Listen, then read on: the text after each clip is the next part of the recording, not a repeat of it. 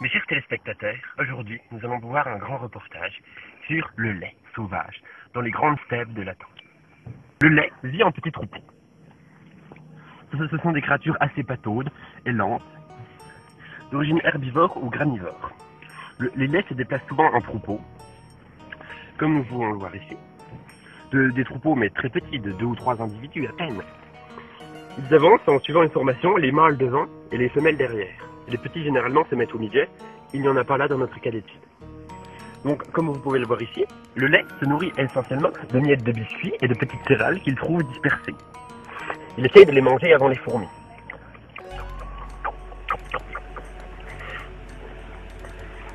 Chez les laits, il n'y a pas d'ordre naturel pour manger. Par exemple, chez les lions, le mâle mange en premier, mais chez les laits, tout le monde mange en même temps. Donc ce qui fait que les petits ne sont pas défavorisés. On reconnaît les petits à leur taille. Par exemple, un mâle et une femelle, aucune différence. Mais regardez un petit, il est tout léger. Les petits sont en fait vides, car les laits ont une sorte de soupape au-dessus qui leur permet de se remplir au fur et à mesure de leur vie.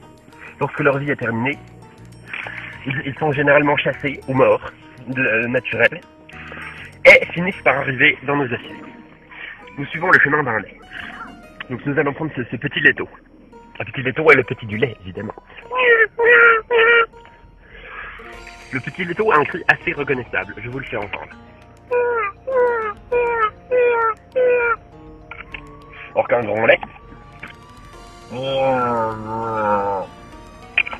Donc comme vous pouvez le voir, tous ces laits vivent en petits troupeaux. Mais comment dorment-ils? Comme vous pouvez le voir ici, les laits dorment dans des petites huttes.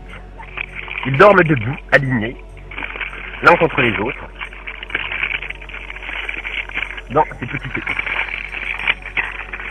Les petites huttes peuvent accueillir jusqu'à 4 individus. Et il existe aussi des modèles de huttes plus grandes pour accueillir jusqu'à 6 individus. Donc nos petits laits mangent beaucoup, ce qui fait qu'ils deviennent grands. Ils doivent faire attention aux chasseurs exotiques.